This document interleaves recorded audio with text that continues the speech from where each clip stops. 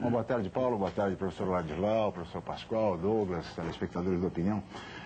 Paulo, o fato é que o PAC, o Plano de Aceleração do Crescimento, ele foi anunciado com toda a pompa e circunstância para destravar a economia, mas na realidade ainda não deslanchou. E a sensação que se tem é de que o plano depende, está vinculado à reforma ministerial que vem sendo sucessivamente adiada pelo presidente Lula. Eu queria, inclusive, perguntar aos nossos convidados, ao professor Ladislau inicialmente, em que medida, professor, quer dizer, essa preocupação do governo, do presidente em criar e formar um novo ministério afeta o plano de aceleração do crescimento? Porque o que se observa é que o país está paralisado à espera do plano, à espera da reforma ministerial e não anda. Então, em que medida esse aspecto político do governo, da reforma ministerial, afeta e prejudica o plano de aceleração? Olha, eu tenho uma visão um pouco mais, o que tenta ser um pouco mais abrangente, né? Eu tenho a visão prática de que a nossa máquina de Estado, tal como é constituída no Brasil, foi feita para administrar privilégios. Eu, quando vejo o que acontece com os salários do judiciário, o que acontece no cotidiano das decisões mais importantes na Câmara, eu não sinto assim que nossa máquina política é organizada para fazer o país andar. Isso pegando a imagem geral, né? Nós temos programas que avançam, que indiscutivelmente têm sido significativos, né? O Bolsa Família ajudou a distribuir a renda, nós temos uma progressão da formalização do trabalho, temos coisas positivas, né?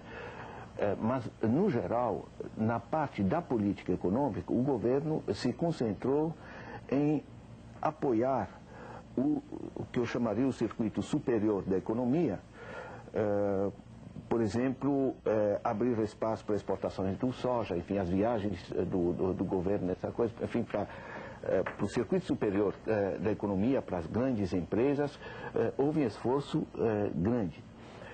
A meu ver, e eu volto à questão que o Pascoal levantava, o nosso problema central é desigualdade.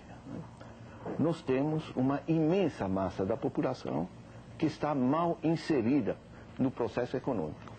Então, a gente tentar tirar um pouco mais do soja, um pouco mais de etanol, um pouco mais, digamos, do sistema tradicional, da indústria automobilística e dessas coisas, é limitado, né? Nós temos, basicamente, uma economia organizada em torno de 1/3 da população, né? Nós temos, como ordem de grandeza, temos aí 100 milhões de pessoas que estão fora do sistema produtivo, no sentido moderno, fora da diversificação do consumo e que, portanto, pesam sobre essa máquina econômica. Nesse sentido, eu vejo, e muito na linha do que o Pascoal levantou, quer dizer, que a dinamização da base da economia, dessa massa de gente que a gente fala que é informal, que é desempregado, que é precário, etc., a inserção deles é que realmente vai nos levar para um desenvolvimento moderno. Essa aí é a preocupação principal no projeto que o senhor apresentou ao presidente Lula? Ou a preocupação principal era de destravar a economia, como o presidente se refere? Veja bem, nós tivemos uma longa reunião com o presidente Lula, foi ainda no 4 de dezembro passado. O que nós fizemos foi o seguinte: nós vamos ver essa massa de gente que é desse andar de baixo, como se diz, da economia, né? São 51% da população, que é a informalidade, tal como está avaliado pelo IPEA.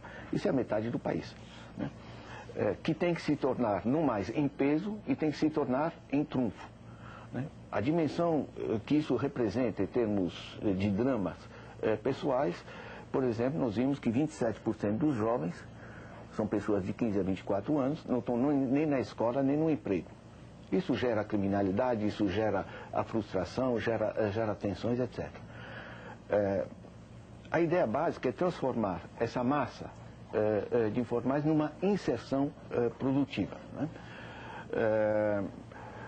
A forma de fazê-lo envolve o outro tipo de política econômica que, ao meu ver, está apenas parcialmente vista no PAC ou programas desse gênero. Nós precisamos ter um programa específico para o conjunto da micro e pequena empresa, para os diversos tipos de ONGs, para as organizações comunitárias, para as cooperativas, sistemas de apoio que hoje os Estados Unidos têm, o Canadá tem, a Índia tem, a China tem, e que ajuda a dinamizar a economia. E aproveitar até no bojo da discussão do bloco anterior, professor Ladislau, o senhor esteve reunido com o presidente Lula, apresentando o seu projeto de desenvolvimento para o Brasil no dia 4 de dezembro do ano passado, portanto há 3 meses.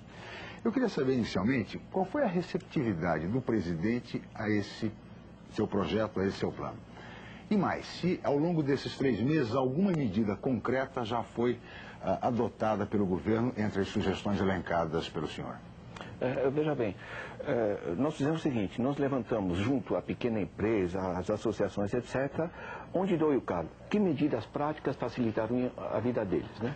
Então, na área financeira, porque não é só o dinheiro, também a burocratização, né? Tipos de garantias, etc., tipos de capacitação que necessitam, redes de apoio tecnológico, redes de comercialização para pequena empresa que não existem, enfim, todas essas coisas a gente foi levantando e se transformou em 89 propostas práticas para dinamizar esse conjunto dessa massa de população, que não é por incapacidade que eles não estão produzindo, é porque não se organizou a oportunidade. O pequeno não tem grande cancha para se organizar em volta. Ele precisa de sistemas de apoio. 89 propostas? São 89 propostas. Deixa eu dar um exemplo prático. Por exemplo, com a globalização financeira, o dinheiro que antes a agência do banco tinha que reaplicar, estudar oportunidades locais, né? O dinheiro passou a se passar ao aspirador, né? Sai de um banco aqui, vai para a Cidade de Deus vai para os sistemas especulativos, você tem uma descapitalização. Os americanos entenderam isso já no início dos anos 80, porque eles gostam de globalização, mas não são bobos. O que eles fizeram? Uma lei chamada Community Reinvestment Act, Lei do Reinvestimento Comunitário, obriga os bancos a reinvestir localmente o dinheiro que captam. E no local você não tem mercado de futuro, derivativos, toda essa coisa. Ele precisa identificar onde construir um hotelzinho, onde desenvolver emprego, etc., para se remunerar. Ou seja, por que não fazer um CRA de dimensão brasileira, né? Nós temos carradas de cidades no mundo hoje, na China, nos Estados Unidos e outras partes, que estão fazendo o Wi-Fi urbano, que vos permite no teu computador você acessar a internet em qualquer parte da cidade sem fio. Um simples sistema de redistribuição de sinal, o custo é $10 por domicílio, né? Dá para, com isso, com o laptop de $100, dá para você fazer uma revolução da educação brutal. Ou seja, é um conjunto de... Está na internet, está no meu site, né, que é dobor.org, as pessoas podem acessar ali, ver esse documento, essas propostas, né? Como é que é o site? Dobor? Dobor, que é meu sobrenome. D-O-W-B-O-R. .org. .br depois? Não. Só dobor.org. Qualquer pessoa que esquecer, entra no Google, escreve Ladislau Dobor, vai cair no meu site. Hoje ninguém se perde nessa vida. Só lembrar que o Dobor é com W, né? É com W. Então, a esperança disso, porque eu tenho essa profunda convicção, né? Não basta distribuir. É positivo o que se fez de distribuir. Mas a gente entendeu que a desigualdade está ligada à não inclusão produtiva dessa massa. E nesse ponto, isso aqui não é a proposta de um professor universitário. Nós ouvimos cerca de 5 mil pessoas, carradas de instituições, certo? Isso são o que eles levantam. Olha, para a gente funcionar lá embaixo, precisa disso, daquilo, né? Agora, se isso vai funcionar, qual é o seu ritmo de penetração numa máquina de Estado que foi organizada para administrar privilégios e para servir grandes grupos e não para dinamizar a base da economia, foi assim, como você disse, há 5 séculos, né? Certo? Isso choque, né? Vão ser penetrações. Por exemplo, eu senti uma reação extremamente positiva para o CRA, para essa lei do reinvestimento comunitário por parte do presidente Lula. Senti muito interesse por parte do ministro Tarso Genro de gerar uma câmara técnica para organizar a irradiação disso para dentro do governo, porque isso não é um setor de atividade.